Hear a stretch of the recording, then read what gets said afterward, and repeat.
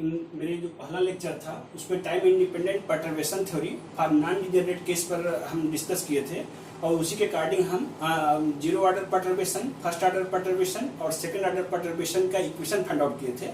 हमारा इस लेक्चर में हम आपको बताएंगे कि फर्स्ट ऑर्डर परटर्बेशन इक्वेशन का सॉल्यूशन हम कैसे प्राप्त करेंगे, उसके आइगन वैल्यूज और आइगन फंक्शन का सॉल्यूशन कैसे मान कैसे निकालेंगे। इसी को लेकर के हम आज आपके सामने solution of first order perturbation equation in non degenerate case and time independent perturbation theory पर हम डिस्कस कर रहे हैं। ये MSc second semester paper second का यूनिट 4 है। मैं doctor K Dubey, assistant professor of physics, government college Hardi Bazar से हूँ। तो इन जनरल हम सब जानते हैं कि टाइम इंडिपेंडेंट परटर्बेशन थ्योरी में जनरली क्या होता है, परटर्बेशन में डिस्टर्बेंस। अगर किसी भी सिस्टम पर हम डिस्टर्ब करते हैं तो डिस्टर्बेंस के कारण उस सिस्टम के एनर्जी लेवल और आइगन फंक्शन में स्लाइटली चेंज होता है। तो when small disturbance is applied on the system, then change in energy level and eigen function of the system। तो इसी के कारण क्या होगा कि चूंकि श्रोडिंगर वैज्ञानिक ने इस डिस्टर्बेंस को दो तरह से बताया गया था, इस जो परटर्बेशन थ्योरी को दो तरह से बताया, टाइम इंडिपेंडेंट और टाइम डिपेंडेंट परटर्बेशन थ्योरी। तो टाइम इंडिपेंडेंट परटर्बेशन थ्योरी में जनरली हाइड्रोजन एटम जो होता है H psi is equal to E psi, जो श्रोडिंगर इक्वेशन है हमारा, उस श्रोडिंगर इक्वेशन में H का जो ऑपरेटर होता है वो E का होता है, लेकिन टाइम का नहीं होता। तो Hamiltonian H to be broken in two part. First part is unperturbed Hamiltonian operator और second part is effect of perturbation. So H Hamiltonian operator can be written as H is equal to H naught plus H prime.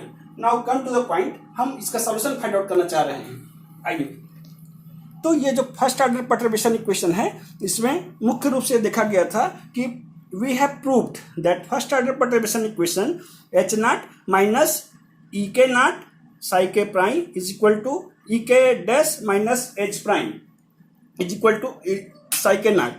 तो ये जो equation जो दिया गया है, इसको solve करने के लिए हम क्या करते हैं, एक्सपांशन थ्योरम का उपयोग करते हैं। एक्सपांशन थ्योरम में क्या होता है कि लेट अस कंसीडर, हम ये मान लेते हैं चूंकि हमारे पास psi k naught दिया गया है, एक ऐसा वेव फंक्शन है जो अनपर्टर्ब स्टेट के लिए है। तो psi k naught अनपर्टर्ब स्टेट के लिए हम मान लेते हैं कि एक अननोन फंक्शन है psi k prime can be expanded in terms of known function psi 1 naught, psi 2 naught, psi l naught। तो यहाँ पर psi k naught क्या है, psi k प्राइम जो दिया गया है, ये प्राइम माने फर्स्ट ऑर्डर और psi k naught माने जीरो ऑर्डर परटर्बेशन कहलाता है। तो चूंकि हम ये psi k प्राइम जो था उसको एक्सपांड किए हैं एक्सपांशन थ्योरम से इन terms of psi 1 naught, psi 2 naught, psi l naught। तो चूंकि psi l naught from a normalized orthogonal set से हम जानते हैं कि it can be written as psi k naught। Let us suppose the solution of equation 1 is written as psi k prime is equal to summation of l is equal to 0 to infinity al psi l naught। अब इसमें से अपने क्या करते हैं, इसको simplify करने के लिए दोनों तरफ इस इक्वेशन के दोनों तरफ मल्टीप्लाई करते हैं, किसका, H प्राइम का, जहां H प्राइम क्या कहलाता है, अनपर्टर्ब हैमिल्टोनियन ऑपरेटर कहलाता है। तो अनपर्टर्ब हैमिल्टोनियन ऑपरेटर को जब मल्टीप्लाई करेंगे इक्वेशन नंबर 2 में, तो ये आपका इस तरह से हो जाएगा, H naught psi k prime is equal to summation of l is equal to 0 to infinity al H naught psi l naught. चूंकि H naught psi l naught is equal to क्या होता है, EL naught psi l naught. और ये Schrodinger equation से प्राप्त होता है।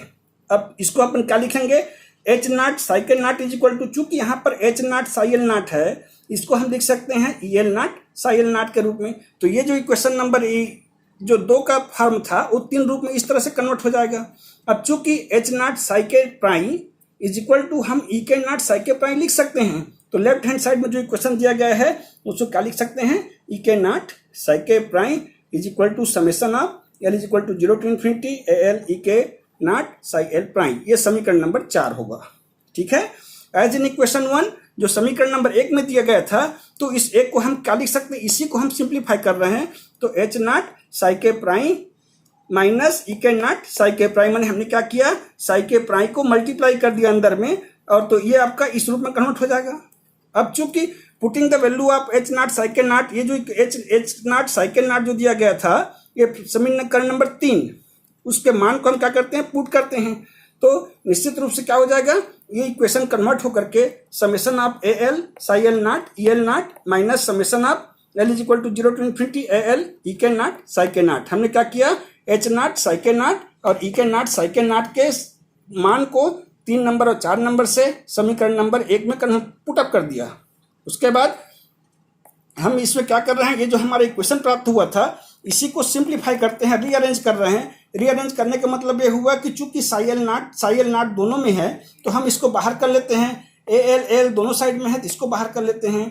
तो ये जो समीकरण नंबर है वो summation of L is equal to 0 to infinity ये A L in bracket E L naught minus E K naught in terms of psi L naught is equal to E K dash minus H dash psi के naught. Actual में जहां पर dash या prime कर रहे हैं that is first order. अब इसमें से हमारा मेन टारगेट क्या है, ई के प्राइम माने फर्स्ट ऑर्डर एनर्जी लेवल के मान ज्ञात करना है। तो इसके लिए हमको क्या करना पड़ेगा, to find the value of E K prime from equation number 5 we multiply both side by psi के नॉट स्टार वाई, बिकॉज यहाँ पर 5 नंबर इक्वेशन में साई के नॉट है और साई के नॉट को हमको इसका मान 1 लाने पड़ेगा तभी हम इसका मान ई के प्राइम का मान निकाल सकते हैं। तो साई के नॉट का कॉम्प्लेक्स कॉन्जुगेट जो होता है वो आपका क्या है, साई के नॉट प्राइम, साई के नॉट स्टार। तो साई के नॉट स्टार को हम साई के नॉट के साथ मल्टीप्लाई कर देंगे दोनों तरफ तो इसके मान में कोई परिवर्तन नहीं होगा। अब हम इसको सिंपली उसके बाद क्या करते हैं, इसको कॉन्फ़िगरेशन स्पेस से करिस्पॉन्डेंट दोनों तरफ इंटीग्रेशन करके सॉल्व कर लेते हैं। तो इसको प्राप्त करने के लिए हम मान लेते हैं कि हमने क्या किया, दोनों तरफ साई के नॉट स्टार का मल्टीप्लाई और उसको कॉन्फ़िगरेशन स्पेस से करिस्पॉन्डेंस, कॉन्फ़िगरेशन स्पेस में डी टाउ स्पेस कोऑर्डिनेट कहलाता है, इसके करिस्पॉन्डेंस हमने क्या किया, उसको इंटीग्रेट कर दिया। तो इंटीग्रेट करने के कारण क्या हो जाएगा, ये इक्वेशन इस तरह से हो जाएगा और इसको हम लिख सकते हैं कि A L E L naught minus E K naught in bracket psi के naught star psi L naught star D tau is equal to right hand side में क्या हो जाएगा, ये टर्म तो दिया हुआ है साई के naught star psi k tau d tau. अब चूंकि psi L naught is the normalized orthonormal set है, साई एल नॉट क्या है, नॉर्मलाइज्ड ऑर्थोनॉर्मल सेट है, इसका मान 0 कब होगा, जब एल का मान के बराबर नहीं हो। अगर एल का मान के बराबर हो तो निश्चित रूप से इसका मान क्या हो जाएगा, 1 हो जाएगा।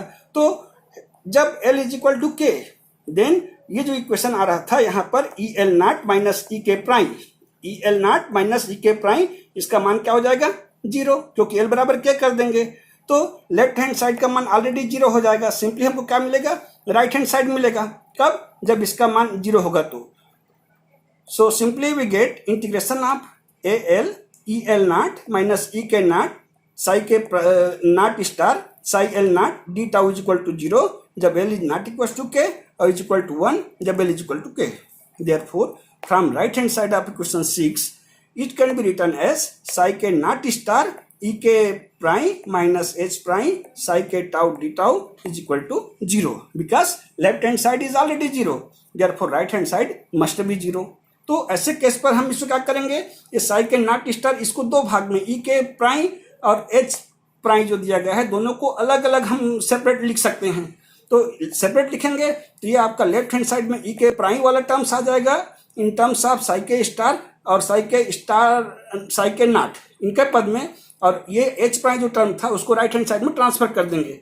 तो ये जो समीकरण नंबर 7 है वो इस रूप में कन्वर्ट हो जाएगा। ठीक है, अब इसके बाद क्या करते हैं, ई के प्राइम को हम बाहर कर लेते हैं इंटीग्रेशन से। तो इनसाइड द इंटीग्रेशन क्या मिलेगा, साई के नॉट स्टार साई के naught D tau is equal to right hand side में ये मिलेगा। अब चूंकि दोनों तरफ देख रहे हो साई के नॉट स्टार और साई के नॉट डी टाउ ये दोनों सेम टर्म है तो इसका मान क्या हो जाएगा, 0 होगा। कहाँ से, कंडीशन ऑफ नॉर्मलाइजेशन से। तो कंडीशन ऑफ नॉर्मलाइजेशन 1, यहाँ पर ये 1 होगा। तो ऐसे केस पर अपन क्या कर सकते हैं कि साई के नॉट और ये सेम टर्म है तो सेम टर्म होने के कारण इसका मान 1 हो जाएगा। ठीक है, तो लेफ्ट हैंड साइड में जो टर्म आ रहा है टर्म का मान 1 हुआ तो हमको क्या मिलेगा, सिर्फ ई के प्राइम वाला टर्म ही मिल जाएगा और इसका मान ये जो बचा हुआ मान था 1 हो गया। This is equal to psi के naught star H prime psi K prime D tau. अब इसी जो टर्म आया हुआ है इसी टर्म को अपन क्या करते हैं कि दूसरे फॉर्म में अगर लिखना चाहें तो इसको लिख सकते हैं कि ये जो आपका साई के naught star H prime psi K prime D tau है इसको अपन जनरली क्या लिख सकते हैं, साई के naught star H prime psi के naught D tau is equal to H dash K. अगर एच डैश के रूप में लिखेंगे तो क्या मिलेगा कि E K dash is equal to simple क्या हो जाएगा, H dash K. Thus we can say the first order perturbation energy E K dash for a non-degenerate state of a system is just the perturbation function averaged over the corresponding unperturbed state of the system. Therefore, we can write the equation of E k dash, that is unperturbed state का eigen function का value है. Okay, thanks. तो इस तरह से हमारे lecture में हमने आपको बताया कि time independent perturbation theory for non degenerate case के लिए डेरिवेशन निकाला. फर्स्ट जो डेरिवेशन था वो अनपर्टर्ब्ड श्रोडिंगर इक्वेशन का था, फिर फर्स्ट ऑर्डर का था. अब फर्स्ट ऑर्डर के हमने क्या किया, सॉल्यूशन ज्ञात किया है. तो इस सॉल्यूशन के आधार पर हम एनर्जी फंक्शन ई के डैश का मान निकाला. Okay, thank you.